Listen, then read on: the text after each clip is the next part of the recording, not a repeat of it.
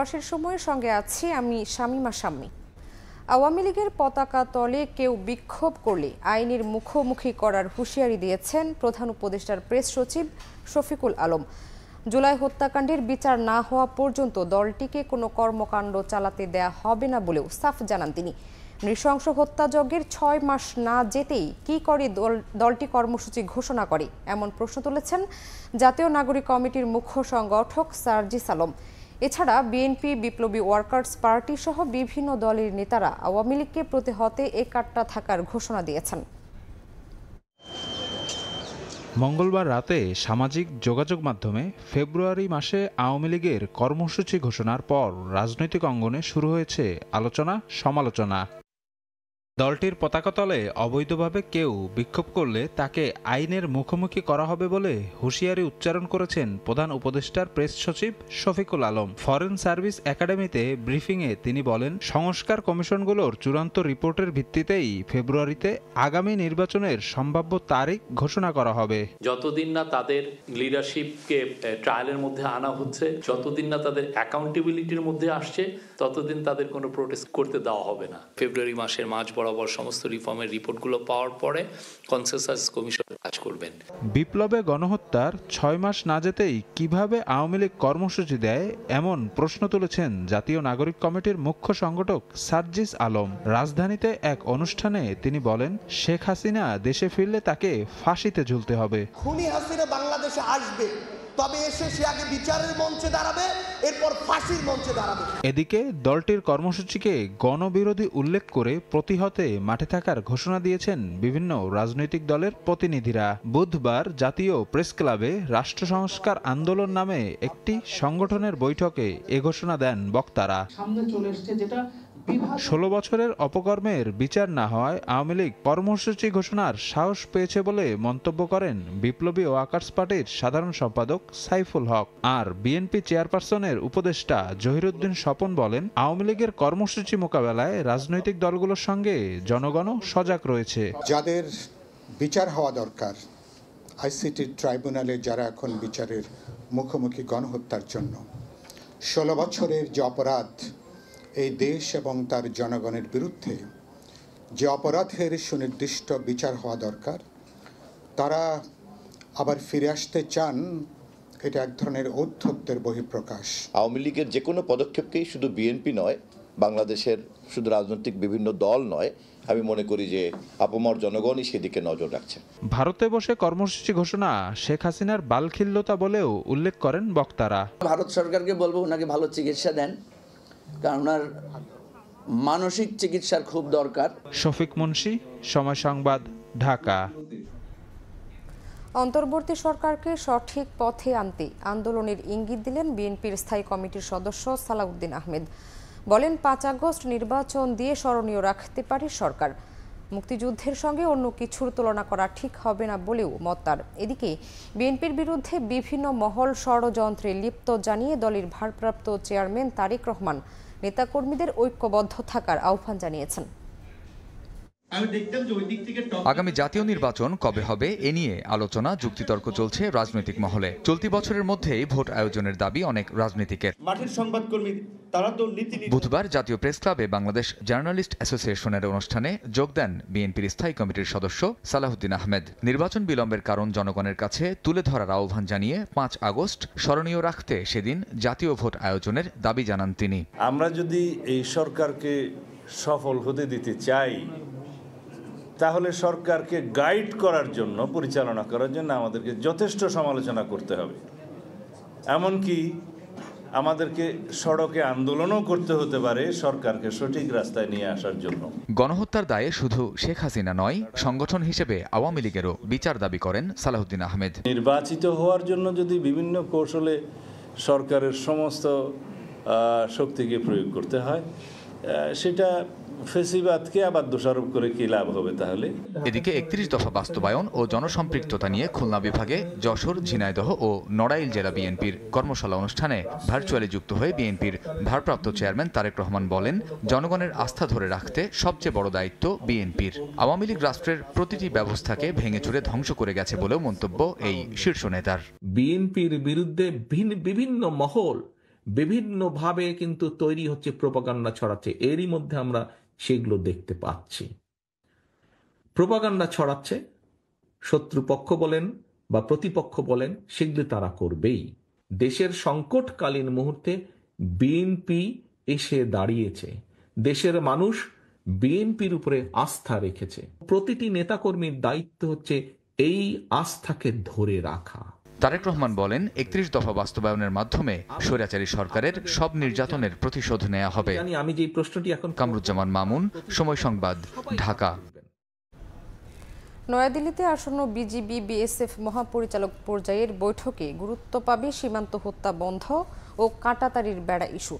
ভারতের সঙ্গে অসম চুক্তি ও বাংলাদেশ নিয়ে অপপ্রচার বন্ধের বিষয়েও হবে আলোচনা।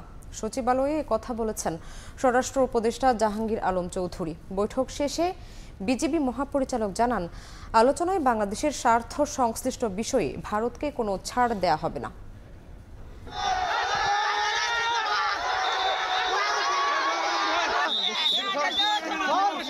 সম্প্রতি বাংলাদেশ সীমান্তের কয়েকটি অংশে ভারতের বেড়া নির্মাণকে কেন্দ্র করে বিজিবি বিএসএফ এবং স্থানীয়দের মধ্যে উত্তেজনাকর পরিস্থিতির সৃষ্টি হয়। এমন পরিস্থিতিতে আগামী ১৭ থেকে ২০ ফেব্রুয়ারি ভারতের নয়াদিল্লিতে দুদেশের সীমান্তরক্ষী বাহিনী বিজিবি ও বিএসএফ এর মধ্যে মহাপরিচালক পর্যায়ের সম্মেলন অনুষ্ঠিত হবে। এতে বিজিবির মহাপরিচালক মেজর জেনারেল মোহাম্মদ আশরাফুজ্জামান সিদ্দিকী এবং ভারতে বিএসএফ এর মহাপরিচালক দলজিৎ সিং চৌধুরী দুপক্ষের নেতৃত্ব দেবেন। সম্মেলন সামনে রেখে বুধবার সকালে সচিবালয়ে ভারতের সঙ্গে আলোচ্য বিষয় নিয়ে স্বরাষ্ট্র উপদেষ্টা জাহাঙ্গীর আলম চৌধুরীর সভাপতিত্বে বৈঠক অনুষ্ঠিত হয়। পরে বিজিবি মহাপরিচালক জানান, ভারতের কাঁটাতারের বেড়া নির্মাণ, সীমান্ত হত্যা সহ বাংলাদেশের স্বার্থ সংশ্লিষ্ট বিষয়ে ভারতকে ছাড় দেওয়া হবে না। চাঁপাইনবাবগঞ্জ আঙ্গরপোতা দহগ্রামের one of the main agenda, border killing one of the main agenda, অন্যান্য রিভার ডিসপিউট যেগুলো ওরা এখন ডিমার্কেশন করছে না, ওগুলো মেইন এজেন্ডা। মোট কথা আমরা যেটা বললেন, কোনো ছাড়।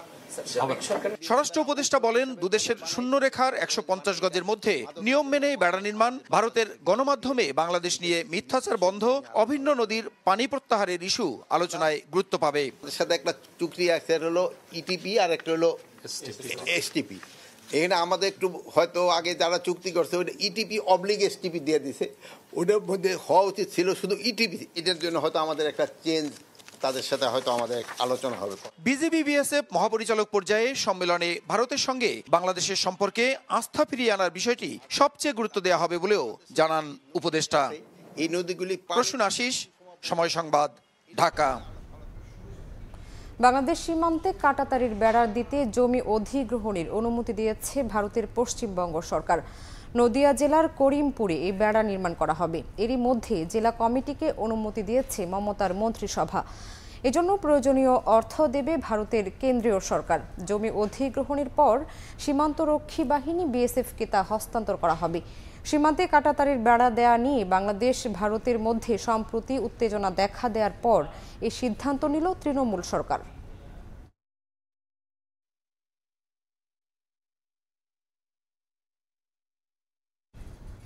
শেখ হাসিনা কন্যা সাইমা ওয়াজেদ পুতুলের সূচনা ফাউন্ডেশনের দুর্নীতি খুঁজতে যে প্রতিষ্ঠানেরই অস্তিত্ব খুঁজে পায়নি দুদক। দুপুরে সরকারি নথিতে থাকা প্রতিষ্ঠানটির ঠিকানা ধানমন্ডি সুধা সদন সহ বিভিন্ন স্থানে অভিযানে গেলেও মেলেনি হদিস। এদিন সাবেক এলজিআরডি প্রতিমন্ত্রী আব্দুল ওয়াদুদ দারা এবং সাবেক এমপি ধীরেন্দ্র দেবনাথ শম্ভুর বিরুদ্ধে মামলা হয়েছে। ধানমন্ডি ৫ নম্বর রোডে সাবেক প্রধানমন্ত্রী শেখ হাসিনার বাসভবন সুধা সদনে দুদক খোঁজ করছে হাসিনা কন্যা সাইমা ওয়াজেদ পুতুলের সূচনা ফাউন্ডেশনের। দুদক বলছে, সূচনা ফাউন্ডেশনের ঠিকানায় উল্লেখ ছিল সুধা সদনের নাম। এছাড়া বেশ কয়েকটি স্থানের কথা বলা হলেও মেলেনি হদিস। এসে দেখলাম যে এখানে প্রতিষ্ঠানটি নেই বর্তমানে। ২০১৪ সালে অটিজম শিশুদের মান উন্নয়নে পুতুলের নেতৃত্বে প্রতিষ্ঠিত হয় সূচনা ফাউন্ডেশন। দুদকের অভিযোগ, ক্ষমতার প্রভাব খাটিয়ে জোরপূর্বক ফাউন্ডেশনের সদস্য করা ও অনুদান দিতে বাধ্য করতেন তিনি। এমনকি প্রতিষ্ঠানে অনুকূলে দান করা অর্থের উপর বছরের পর বছর আয়কর মওকুফ করত জাতীয় রাজস্ব বোর্ড। আমরা কিছু রেকর্ডপত্র যেগুলো সংগ্রহ করেছি রেজিস্ট্রেশন কার্যালয় থেকে, আমরা সেগুলো বিশ্লেষণ করে পরবর্তীতে আমরা প্রধান কার্যালয়ের কমিশন বরাবর রিপোর্ট দাখিল করব। এদিন সাবেক প্রতিমন্ত্রী আব্দুল ওদুদ দারা ও তার স্ত্রী সহ ৮ জনের বিরুদ্ধে উত্তরা ফাইন্যান্স ও ইনভেস্টমেন্ট লিমিটেড থেকে ৪ কোটি টাকার বেশি আত্মসাতের অভিযোগে মামলা করেছে দুদক। Uttara finance and investment limited হতে টাকা স্থানান্তর করত উত্তোলনপূর্বক আত্মসাৎ করায় উক্ত ৮ জনের বিরুদ্ধে আজ একটি মামলা দায়ের হয়েছে। মামলা হয়েছে বরগুনায় ১ আসনের সাবেক এমপি ধীরেন্দ্রনাথ শম্ভু ও তার স্ত্রীর নামেও। তাদের বিরুদ্ধে প্রায় ৭ কোটি টাকার অবৈধ সম্পদ অর্জন ও ৫০ কোটি টাকার সন্দেহজনক লেনদেনের অভিযোগ আনা হয়েছে। তাসলিম তৌহিদ, সময় সংবাদ, ঢাকা। অন্তর্বর্তী সরকারের নেওয়া পদক্ষেপ এখনও জনজীবনে স্বস্তি আনতে পারেনি বলে পর্যবেক্ষণ তুলে ধরেছে গবেষণা প্রতিষ্ঠান centre for policy dialogue CPD. তেল, চিনি, পেঁয়াজ সহ ১৪ পণ্যের দামে অস্বাভাবিক ওঠানামার জন্য মজুতদারি ও কমিশন বাণিজ্যকে দায়ী করেছে গবেষণা প্রতিষ্ঠানটি। বাজার সিন্ডিকেট ভাঙার পাশাপাশি দুর্বল ব্যাংকগুলো বন্ধের সুপারিশ সিপিডির। অন্তর্বর্তী সরকার দায়িত্ব নেওয়ার প্রায় ৬ মাস হতে চলেছে। এই সময়ে জীবনযাত্রার ব্যয় কমিয়ে আনার উদ্যোগ নিলেও বাজারে তার প্রভাব ছিল কম। বরং তেল, চিনি সহ অনেক নিত্যপণ্যের আন্তর্জাতিক ও দেশের বাজারে দামের বিস্তর ফারাক দেখা গেছে। এমন তথ্য তুলে ধরে বুধবার বাংলাদেশের অর্থনীতির স্বাধীন পর্যালোচনা প্রকাশ প্রতিবেদনে ১৪টি নিত্যপণ্যের অস্বাভাবিক দামের জন্য মজুতদারি ও কমিশন বাণিজ্যকে দায়ী করেছে সিপিডি। বলেছে এসব বন্ধে কার্যকর পদক্ষেপ নিতে পারেনি অন্তর্বর্তী সরকার। অনেক জায়গায় আমরা কিন্তু দেখছি যে চাঁদাবাজি ইত্যাদির কারণেও যেটা অব্যাহত আছে সেটার কারণেও মূল্য বৃদ্ধি পাচ্ছে। অর্থনীতি কেন্দ্রিক কিছু সংস্কার কর্মসূচি পদক্ষেপ আমরা লক্ষ্য করেছি, তবে এখনো পর্যন্ত জনগণের জীবনে কিংবা ব্যবসা বাণিজ্যের অঙ্গনে স্বস্তি আনার মতো কোনো উল্লেখযোগ্য পরিবর্তন দেখা যাচ্ছে না। জ্বালানি খাতের নাজুক পরিস্থিতির কথা তুলে ধরে সিপিডি জানায় পিডিবির কাছে বিদ্যুৎ কেন্দ্রগুলোর পাওনা ২১,০০০ কোটি টাকা। সংকট নিরসনে যুক্তরাষ্ট্র থেকে এলএনজি আমদানি নিয়েও প্রশ্ন তুলেছে বেসরকারি গবেষণা সংস্থাটি। আমরা কিন্তু সিপিডি থেকে অনেক বছর ধরে বলছি যে আমাদের নিজস্ব এক্সপ্লোরেশন শক্তি, আমাদের সেখানে জনবল, এইখানে আমাদের ইনভেস্টমেন্ট করা, এইটাই হলো আমাদের স্ট্যান্ড। আগের সরকারের সময় সবচেয়ে আলোচিত ব্যাংক খাতের কথা তুলে ধরে সিপিডি বলেছে লাইফ সাপোর্টে থাকা ব্যাংকগুলো বন্ধ করে দেওয়া উচিত। ডিজিটাল ব্যাংক স্থগিত করা এবং মধ্যমেয়াদী পদক্ষেপের মধ্যে বাংলাদেশ ব্যাংকের নিয়ন্ত্রণ এবং কমপ্লায়েন্স শক্তিশালী করা, লাইফ সাপোর্টে থাকা ব্যাংকগুলো এগুলোকে বন্ধ করে দেওয়া। গেল বছরের সেপ্টেম্বর শেষে ব্যাংক খাতে খেলাপি ঋণের পরিমাণ প্রায় ২,৮৫,০০০ কোটি টাকা উল্লেখ করে এসব ঋণ আদায়ে ট্রাইব্যুনাল গঠনের সুপারিশ করেছে সিপিডি। সংস্কারের জন্য উপস্থাপন করা শুভ খান, সময় সংবাদ, ঢাকা। ভোলায় বাস ও সিএনজি চালিত অটো রিকশা শ্রমিকদের সহিংসতার জেরে চলা পরিবহন ধর্মঘট প্রত্যাহার করা হয়েছে। জেলা প্রশাসকের মধ্যস্থতায় রাতে এই সিদ্ধান্ত হয়েছে। এদিকে বরিশালেও কর্মবিরতি প্রত্যাহার করেছেন শ্রমিকরা। ভোলায় বীরশ্রেষ্ঠ মোস্তফা কামাল বাস টার্মিনালে অবৈধ যান ও স্থাপনা অপসারণ কেন্দ্র করে বাস ও সিএনজি চালিত অটোরিকশার শ্রমিকদের মধ্যে দ্বন্দ্ব নিরসনের জন্য রাতে বিশেষ সভা ডাকে জেলা প্রশাসন। 2 ঘন্টার বিশেষ সভায় বাস মালিক সমিতির ডাকা ধর্মঘট প্রত্যাহার করা হয়। এ সময় বৃহস্পতিবার সকাল থেকে জেলার অভ্যন্তরীণ রুটে বাস চলাচলের ঘোষণা দেওয়া হয়। এদিকে নিরাপত্তার দাবিতে ডাকা ধর্মঘট 13 ঘন্টা পর প্রত্যাহার করেছেন বরিশালের রূপাতলী বাস টার্মিনালের শ্রমিকরা। শুরু হয়েছে বাস চলাচল।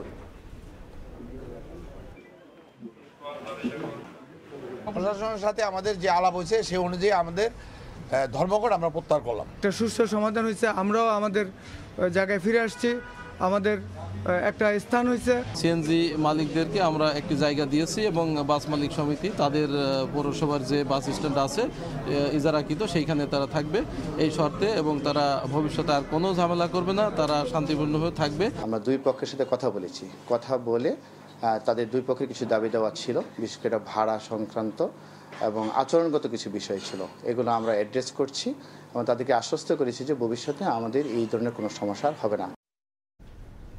রেলের কর্মচারীরা কর্মবিরতি প্রত্যাহার করায় সারা দেশে চলছে ট্রেন। রাজশাহীগামী ধূমকেতু এক্সপ্রেসের যাত্রার মধ্য দিয়ে সচল হয় ট্রেনের চাকা। অন্যান্য দিনের তুলনায় যাত্রী চাপও ছিল কম, তবে প্রতিটি ট্রেনই স্টেশন ছাড়ছে 1 থেকে 1.5 ঘন্টা দেরিতে। একদিনের মধ্যেই স্বাভাবিক সূচিতে ফেরার প্রত্যাশার কথা জানিয়েছেন স্টেশন ম্যানেজার। রানিং স্টাফদের কর্মবিরতি প্রত্যাহারের পর বুধবার সকাল থেকে কর্মব্যস্ত হয়ে ওঠে কমলাপুর রেল স্টেশন। যাত্রীদের পদচারণায় ভোর থেকেই মুখর হয় স্টেশন প্রাঙ্গণ, ফিরে যায় সেই আগের চিরচেনা রূপে। এদিন সকাল 7টায় রাজশাহীর ট্রেন ধূমকেতু এক্সপ্রেস ঢাকা ছেড়ে যায়। সচল হয় ট্রেনের চাকা, তবে যাত্রীচাপ কিছুটা কম থাকায় স্বস্তি নিয়েই ট্রেনে ওঠেন সবাই। নানা শঙ্কা কাটিয়ে ট্রেন চলাচল শুরু হওয়ায় স্বস্তির কথা জানান যাত্রীরা। ট্রেন চলতেছে, মানুষের ভোগান্তি কমছে, এখন আবার চালু হয়েছে, এখন মানুষ আরো স্বস্তিতে ফিরেছে। অবশ্যই ভালো লাগতেছে, অনেক ভোগান্তি থেকে আমরা রক্ষা পাইতেছি। তবে এদিন ট্রেনের শিডিউলে কিছুটা হেরফের হয়। সিলেটের ট্রেন পারাবত এক্সপ্রেস 4 ঘন্টার দেরিতে ঢাকা ছাড়ে, আর বাকিগুলো 1.5 থেকে 2 ঘন্টা বিলম্বে যাত্রা করে। এতে কিছুটা ভোগান্তিতে পড়েন যাত্রীরা। যাত্রী পারতেছি, এটা শুনে অবশ্যই খুশি, কিন্তু তাও তো ভোগান্তি হয়েছে আমাদের, তাই না? লেট অবশ্যই 1 ঘন্টা লেট। এখন কখন ছাড়বে এখনো কোনো নিশ্চয়তা পাচ্ছি না আর কি। সময় মতো ঢাকায় না পৌঁছাতে পারার কারণে বুধবার বাতিল হয় সিলেটের ট্রেন জয়ন্তিকা ও উত্তরবঙ্গের বুড়িমারি এক্সপ্রেস। স্টেশন ম্যানেজার জানান, ট্রেনের কোচ ও ইঞ্জিন এলোমেলো থাকায় এগুলো গুছিয়ে প্ল্যাটফর্মে দিতে খানিকটা বাড়তি সময় লাগছে। একদিনের মধ্যেই শিডিউলে ফেরার প্রত্যাশার কথা জানান তিনি। ইঞ্জিনগুলো ট্রেনে আসার জন্য কিছু প্রসিডিউর থাকে, এই প্রসিডিউরের কারণে মূলত কিছু লেট হয়েছে। আশা করতেছি 2-1 দিনের ভিতরে শিডিউল রিকভার হবে। একদিন ট্রেন বন্ধ থাকায় শুধু ঢাকার কমলাপুর স্টেশনেই লোকসান 1,20,00,000 টাকা বলেও জানান ম্যানেজার। নাজমুস সালেহী, সময় সংবাদ, ঢাকা। অন্তর্বর্তী সরকার জনপ্রিয়তা হারালে জুলাই অভ্যুত্থান নিয়ে আওয়ামী লীগ তাদের প্রোপাগান্ডা সত্য বলে প্রতিষ্ঠার পায়তারা চালাবে, এমন মন্তব্য করেছেন প্রধান উপদেষ্টার প্রেস সচিব Shafiqul Alam. Supreme court bar অডিটোরিয়ামে এক আলোচনা সভায় এই কথা বলেন তিনি। শফিকুল আলম আরও বলেন, অন্তর্বর্তী সরকার সত্য উদ্ঘাটনে কাজ করছে, আর এর বিপরীতে আওয়ামী লীগ সত্য পাল্টানোর পায়তারা করছে। সভায় ব্যারিস্টার সারা হোসেন বলেন, জুলাই অভ্যুত্থানকে কেন্দ্র করে জাতিসংঘের তদন্ত প্রতিবেদন একটা মাইলফলক তৈরি করবে। আওয়ামী লীগ বিচারহীনতার যে সংস্কৃতি তৈরি করে রেখেছিল সেখানেও সংস্কার প্রয়োজন বলেও মন্তব্য করেন আইনজ্ঞরা।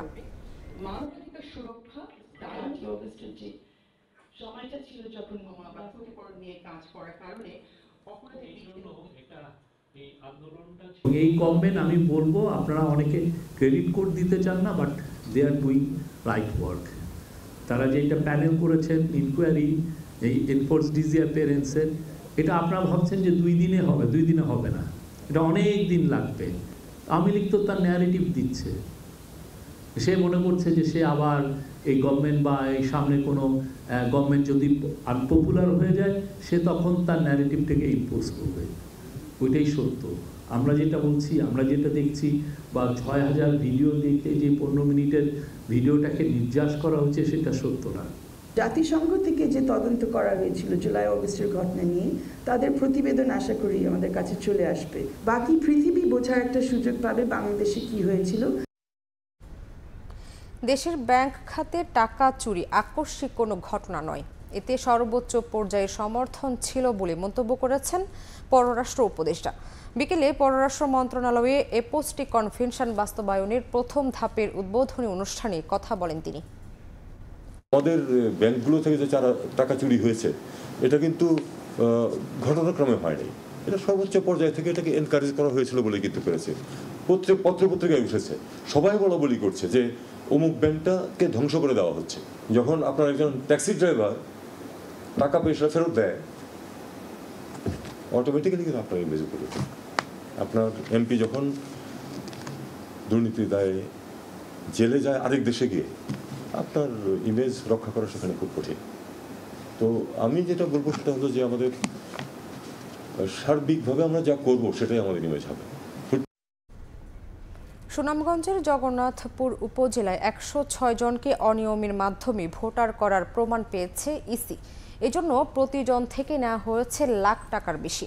জালিয়াতির ঘটনায় জগন্নাথপুর থানা নির্বাচন কর্মকর্তা ও ডাটা এন্ট্রি অপারেটরকে প্রধান করে মোট 11 জনের বিরুদ্ধে মামলা করেছে নির্বাচন কমিশন, যাদের মধ্যে 9 জন অজ্ঞাত আসামি। এরই মধ্যে নির্বাচন কর্মকর্তা ও ডাটা এন্ট্রি অপারেটরকে গ্রেফতার করেছে পুলিশ। দুপুরে ইসি সচিবালয়ে সংবাদ সম্মেলনে তথ্য জানিয়েছেন জাতীয় পরিচয় নিবন্ধন অনুবিভাগের মহাপরিচালক এএসএম হুমায়ুন কবির। এদিকে এখন পর্যন্ত বাড়িতে গিয়ে ভোটার তালিকায় 17,07,570 জনের তথ্য সংগ্রহ করা হয়েছে বলে জানিয়েছেন হুমায়ুন কবির। থাম্ব ইমপ্রেশন আরেকজনেরটা দিয়ে ভোটার বানানো হচ্ছে, তারই আলোকে আমরা এই কাজটা করেছি এবং এই ক্ষেত্রে আমরা মনে করছি যে আমরা সঠিকভাবে ওদেরকে ধরতে পেরেছি। আমরা তাদের বিরুদ্ধে মামলা করি, যেটা গতকাল এই মামলাটি দায়ের করা হয়েছে। মামলার আসামি দুজন, একজন হচ্ছে থানা নির্বাচন অফিসার ইটসেলফ, যার নাম মুজিবুর রহমান, এটা হচ্ছে জগন্নাথপুর সুনামগঞ্জ। আর একজন হচ্ছেন জুবাইর রহমান, উনি ডাটা এন্ট্রি অপারেটর। তা আমরা আশা করি সেই চক্রটা এখন একটু ভাঙা সম্ভব হবে। বছরের 1 মাস পেরিয়ে গেলেও এখনও শিক্ষার্থীদের হাতে পৌঁছায়নি প্রাথমিক ও মাধ্যমিক পর্যায়ের সব পাঠ্য বই। তবে বিনামূল্যের সব বই বিক্রি হচ্ছে নীলক্ষেত সহ বিভিন্ন বইয়ের দোকানে। এনসিটিভি বলছে, বই সরবরাহে দেরির সুযোগ নিয়ে কালোবাজারি বিক্রি করছে অসাধু ব্যবসায়ীরা। শিক্ষাবিদরা বলছেন, দ্রুত বই শিক্ষার্থীদের হাতে পৌঁছানো না গেলে বন্ধ হবে না অসাধু ব্যবসায়ীদের দৌরাত্ম্য। শাকির আহমেদের রিপোর্ট। রাজধানীর নীলক্ষেত বেশ কয়েকটি দোকানে মিলছে প্রাথমিক ও মাধ্যমিক পর্যায়ের সব পাঠ্য বই। আইন অনুযায়ী এসব বই বিক্রি দণ্ডনীয় অপরাধ হলেও দিন দুপুরে চলছে বিক্রি। পাঠ্য বই বিক্রির কারণ জানতে চাইলে বিক্রেতার দাবি, অভিভাবক কিংবা স্কুল কর্তৃপক্ষের অনুরোধে এসব বইয়ের মূল কপি সংগ্রহ করে দেন তিনি, কখনো পিডিএফ থেকে প্রিন্ট করে বিক্রি করেন। আর এটির লেগে যদি এসে মিডিয়া করে বা সাংবাদিকরা ধরে এর জবাব দিয়ে কি করবে? হাতে গোনা 2-1টি বই দিয়ে শুরু হয়েছে নতুন বছরের শিক্ষা কার্যক্রম। মাস পেরিয়ে গেলেও এখনো সব বই পায়নি শিক্ষার্থীরা। শুধু ঢাকার নীলক্ষেত নয়, সারা দেশেই বিক্রি হচ্ছে বিনামূল্যের পাঠ্য বই। এমনকি ঢাকায় বই ছাপিয়ে তা বিক্রির জন্য সারা দেশে পাঠানো হচ্ছে। ইতোমধ্যে অভিযান চালিয়ে দেশের বিভিন্ন স্থান থেকে বিপুল পরিমাণ বই জব্দও করেছে আইনশৃঙ্খলা বাহিনী। শিক্ষা গবেষকরা বলছেন, সময়মতো পাঠ্য বই শিক্ষার্থীদের হাতে না পৌঁছানোর কারণে সুযোগ নিচ্ছে অসাধু ব্যবসায়ীরা।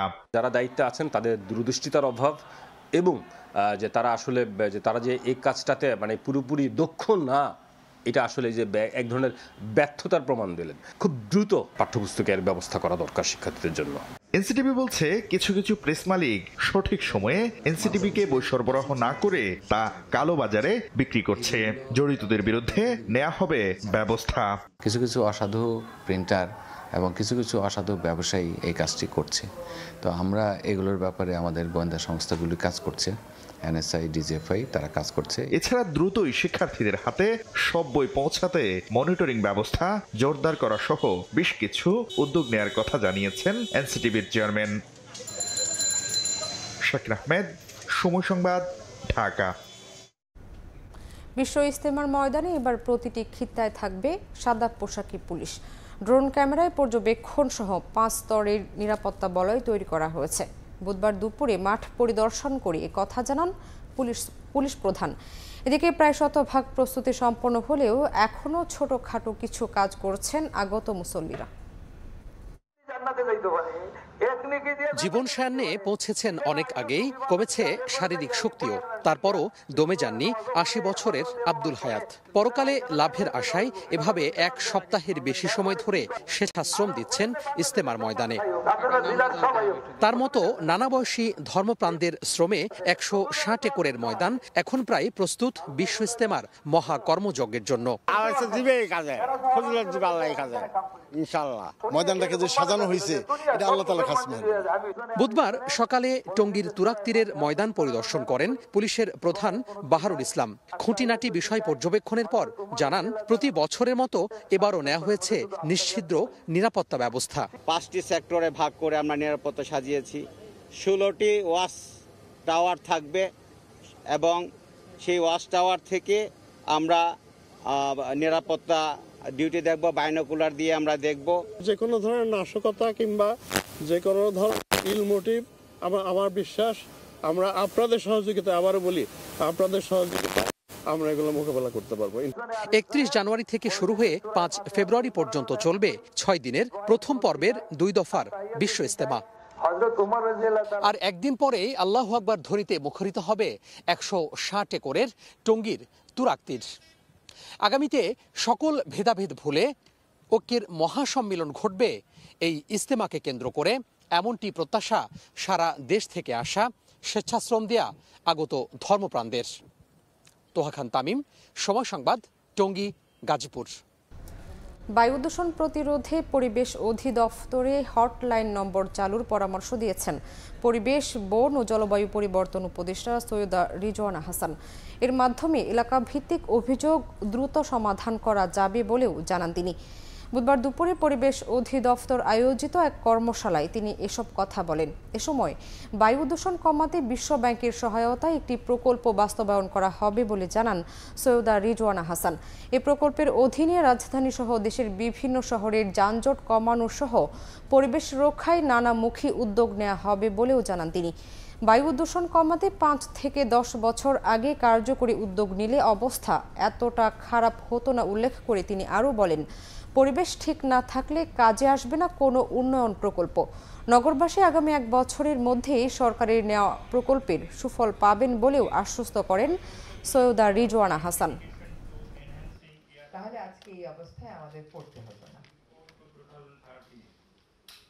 এনভায়রনমেন্টকে রিকোয়েস্ট করব একটা হটলাইন চালু করতে, যেখানে এটা শুধু এই 4 মাসের জন্য, এই নভেম্বর, ডিসেম্বর, জানুয়ারি, ফেব্রুয়ারি, সেখানে কোনো এলাকার মানুষ যদি বলে যে আমার এলাকায় ধুলার প্রকোপ অত্যন্ত বেশি, সেই অভিযোগটা করলে আপনারা তাৎক্ষণিক যাবেন, গিয়ে দেখবেন। রাস্তা ভাঙা থাকলে সিটি কর্পোরেশনকে বলবেন। মানুষের কাছে আমাদের অ্যাকশন প্ল্যান, আমাদের প্রকল্প তখনই অর্থবহ হয়ে উঠবে যখন আমরা সেগুলো বাস্তবায়ন করে তাকে বলতে পারবো যে আগামী বছর আমরা বায়ু দূষণ 5% কমিয়েছি। আমরা এমন একটা কর্মপরিকল্পনা করব সকলকে সাথে নিয়ে, সরকারের সকল সংশ্লিষ্ট অধিদপ্তরকে সাথে নিয়ে। খুব দ্রুতই নতুন নীতিমালার ভিত্তিতে সাংবাদিকদের দেয়া হবে নতুন অ্যাক্রিডিটেশন কার্ড বলে জানিয়েছেন প্রধান উপদেষ্টার উপপ্রেস সচিব আবুল কালাম আজাদ মজুমদার। নিয়মিত সংবাদ সম্মেলনে তিনি আরও জানান, নতুন কার্ড না আসা পর্যন্ত বলবৎ থাকবে আগের কার্ড। নতুন নীতিমালায় কিছু ধারা পরিবর্তন করে রিভিউর মাধ্যমে দেওয়া হবে নতুন অ্যাক্রিডিটেশন কার্ড বলেও জানান প্রধান উপদেষ্টার উপপ্রেস সচিব। নীতিমালাটা চূড়ান্ত হয়ে যায়, তারপরে নতুন নীতিমালা অনুযায়ী আবার সবাইকে নতুন করে অ্যাক্রিডিটেশন কার্ড দেওয়ার উদ্যোগ নেওয়া হবে। যতক্ষণ পর্যন্ত নতুন অ্যাক্রিডিটেশন কার্ড দেওয়া হচ্ছে না, ততক্ষণ পর্যন্ত বিদ্যমান যে অ্যাক্রিডিটেশন কার্ডগুলো আছে সেগুলোর কার্যকারিতা বহাল থাকবে। বিদ্যমান নীতিমালায় বলা আছে যে কোনো সাংবাদিকের বিরুদ্ধে আসলে ফৌজদারি মামলা দায়ের করা হলেই আসলে সাংবাদিকদের অ্যাক্রিডিটেশন কার্ড বাতিল করার সুযোগ আছে প্রধান তথ্য কর্মকর্তার। এই ধারাটাও সংশোধন করে এমনভাবে করার চেষ্টা করা হচ্ছে যাতে কোনো সাংবাদিক যদি কেবলমাত্র ফৌজদারি মামলায় যদি অভিযুক্ত হন বা তার বিরুদ্ধে যদি অভিযোগ গঠন করা হয়, তাহলেই তার অ্যাক্রিডিটেশন কার্ডটা স্থগিত করার একটা বিধান করা হচ্ছে। প্রধান উপদেষ্টা ডক্টর মোহাম্মদ ইউনূস সব সংস্কার শেষে ঘোষিত সময়ে নির্বাচন দিলে বাংলাদেশের জনগণ তার পক্ষে থাকবে বলে জানিয়েছেন জাতীয় নাগরিক কমিটির যুগ্ম আহ্বায়ক সারওয়ার তুষার। বুধবার তফসিলি মুসলিম ঐক্যের রাজনীতিবিদ যোগেন মণ্ডলের 122তম জন্মদিন উপলক্ষে জাতীয় নাগরিক কমিটি আয়োজিত আলোচনা সভায় তিনি এই কথা বলেন। সারওয়ার তুষার আরও বলেন, যোগেন মণ্ডল সহ অন্যান্য বরেণ্য ব্যক্তিদের ইতিহাস থেকে মুছে ফেলে ব্যক্তিকেন্দ্রিক ইতিহাস তৈরি করেছিল আওয়ামী লীগ।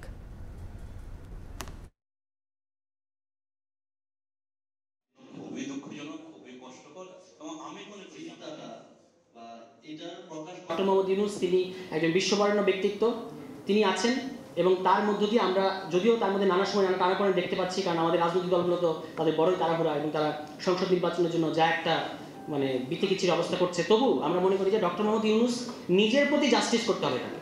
তার যে ইন্টারন্যাশনাল এক্সপোজার, তার এই নিজের জন্য জাস্টিস করতে হবে তাকে। এই সংস্কার কাজগুলো তিনি যদি শুধু বলেন, একবার শুধু মুখ দিয়ে যদি বলেন যে আমি এই সংস্কার কার্যক্রমগুলো যে সময়টা আমি ইতিমধ্যেই বলেছি, এই যে 26শে জুনের মধ্যে আমি তার মধ্যে শেষ করতে চাই।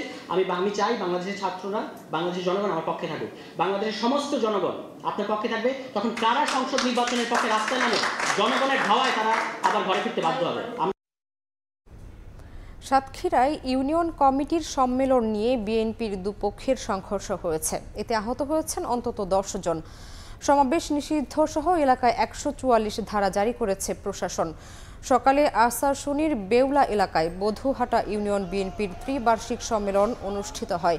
পরে সাইক্লোন শেল্টার মাঠে কমিটি নির্বাচনী ভোট গ্রহণ শুরু হলে অপরপক্ষের লোকজন হামলা চালায়। এতে দুই গ্রুপের মধ্যে বেশ কিছু সময় ধরে ধাওয়া পাল্টা ধাওয়া ও ইটপাটকেল নিক্ষেপ চলে। আহত হন অন্তত 10 জন। খবর পেয়ে পুলিশ, সেনাবাহিনী ও প্রশাসন গিয়ে পরিস্থিতি নিয়ন্ত্রণে আনে। পরিস্থিতি স্বাভাবিক রাখতে মাইকিং করে 144 ধারা জারি করা হয়েছে। বর্তমানে ওই এলাকায় থমথমে পরিবেশ বিরাজ করছে।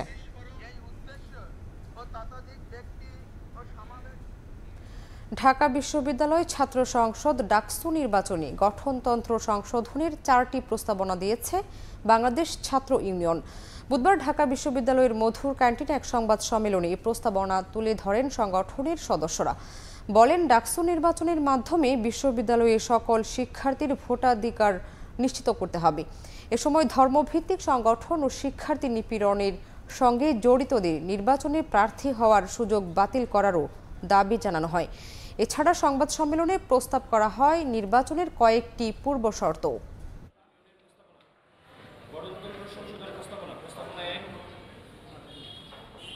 ঢাকা বিশ্ববিদ্যালয় প্রশাসন ও ক্রিয়াশীল ছাত্র সংগঠনের সম্মিলিত প্ল্যাটফর্ম পরিবেশ পরিষদের সিদ্ধান্ত মোতাবেক ডাকসু নির্বাচনে ধর্মভিত্তিক যে কোনো সংগঠনের সাথে জড়িত ব্যক্তিদের নির্বাচনে প্রার্থিতা করার সুযোগ বাতিল করতে হবে। একই সাথে বিভিন্ন সময়ে যারা শিক্ষার্থীদের উপর হামলায় জড়িত তাদেরও নির্বাচনে অযোগ্য ঘোষণা করতে হবে। কেন্দ্রীয় সংসদের অনুরূপ হল সংসদের সর্বোচ্চ পদ সভাপতি এবং অর্থ সম্পাদক পদে শিক্ষার্থীদের সরাসরি নির্বাচন করার সুযোগ নিশ্চিত করতে হবে। উপাচার্য মামুনকে বহিষ্কার, স্বতন্ত্র বিশ্ববিদ্যালয় প্রতিষ্ঠা সহ 5 দফা দাবি জানিয়েছে ঢাকা বিশ্ববিদ্যালয় ও 7 কলেজের শিক্ষার্থীদের মধ্যে সংঘর্ষের ঘটনায় আহত শিক্ষার্থী রাকিব ও তার সহপাঠীরা। বুধবার সন্ধ্যায় ঢাকা মেডিকেলে এক সংবাদ সম্মেলনে এমন দাবি জানান তারা। এ সময় হামলাকারীদের প্রশাসনের আওয়ামী প্রেতাত্মা আখ্যা দিয়ে তারা বলেন, দ্রুততম সময়ের মধ্যে তাদের বিচারের মুখোমুখি করতে হবে। যেহেতু প্রো ভিসি মামুনের অসৎ আচরণের কারণে এই মব সৃষ্টি হয়, যার ফলে শিক্ষার্থীরা আহত হয়, তাই প্রো ভিসিকে মামুনকে অবিলম্বে বহিষ্কার করতে হবে।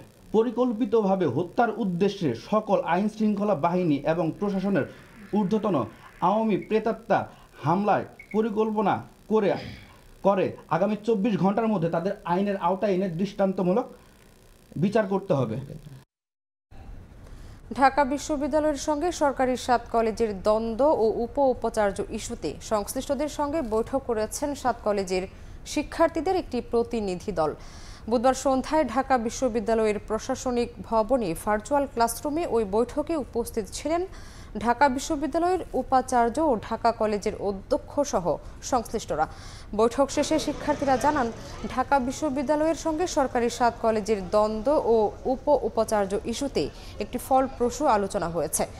বৈঠকে অনলাইনে যুক্ত হয়ে ঢাকা কলেজের অধ্যক্ষ AKM ইলিয়াস বলেন, শিক্ষার্থীদের সঙ্গে অনাকাঙ্ক্ষিত ঘটনা, দুর্ব্যবহার, পুলিশের আচরণ ও সামগ্রিক ঘটনার বৈরী প্রভাব যেন শিক্ষার্থীদের উপর না পড়ে সেই বিষয়ে আলোচনা হয়েছে। যে ঘটনা নিয়ে সূত্রপাত, পুলিশের যে আচরণ, আরেকটা হলো যে এই ঘটনার পরিপ্রেক্ষিতে যে ছাত্রদের সাথে অনাকাঙ্ক্ষিত অনাদৃত যে ঘটনা, দুর্ব্যবহার বলেন বা যেভাবে বলেন, সেটাতে ছাত্ররা তাদের বক্তব্যটা তুলে ধরছে এবং খোলামেলা আলোচনা হয়েছে। আলোচনার পরে উভয় পক্ষই শান্তিপূর্ণ সহাবস্থান, চলমান যে ছাত্র আছে তাদের শিক্ষা কার্যক্রম যেন কোনোভাবে ব্যাহত না হয়, তারা যেন কোনোভাবে বাধাগ্রস্ত না হয়, তাদের প্রতি যেন সহনশীল মনোভাব থাকে, এই কথাগুলো। আওয়ামী লীগ সরকারের মতো ফেসবুক থেকে ব্যক্তিগত মতামত মুছে ফেলে মানুষকে হয়রানির কোনো ইচ্ছে বর্তমান সরকারের নেই বলে জানিয়েছেন তথ্য ও যোগাযোগ প্রযুক্তি এবং টেলিযোগাযোগ বিভাগের নীতি পরামর্শক ফাইজ তায়েব আহমদ। বুধবার ঢাকা বিশ্ববিদ্যালয়ে বাংলাদেশ ইন্টারনেট গভর্নেন্স ফোরাম আয়োজিত ডিজিটাল ভবিষ্যৎ গঠনের বহুপক্ষীয় সংলাপ শীর্ষক অনুষ্ঠানে তিনি এই কথা বলেন। ফাইজ তায়েব আহমদ আরও বলেন, জনগণের উদ্বেগ বিবেচনায় বেশ কিছু ক্ষেত্রে সংশোধন আনা হয়েছে আইন। সাইবার বুলিং বিষয়ে ব্যাপক সমালোচনা হওয়ায় এর পরিবর্তে যৌন হয়রানিকে শাস্তিযোগ্য অপরাধ হিসেবে অন্তর্ভুক্ত করা হয়েছে বলেও জানান তিনি। সংলাপে অংশ নিয়ে বিটিআরসির মহাপরিচালক ব্রিগেডিয়ার জেনারেল মোহাম্মদ খলিলুর রহমান বলেন, শুধু আইন দিয়ে নয়, বরং ইন্টারনেট নিরাপত্তা নিশ্চিত করা সম্ভব নির্দেশিকা ও সচেতনতার মাধ্যমে। ইন্টারনেটের দায়িত্বশীল ব্যবহার নিশ্চিতের তাগিদও দেন বিটিআরসির মহাপরিচালক।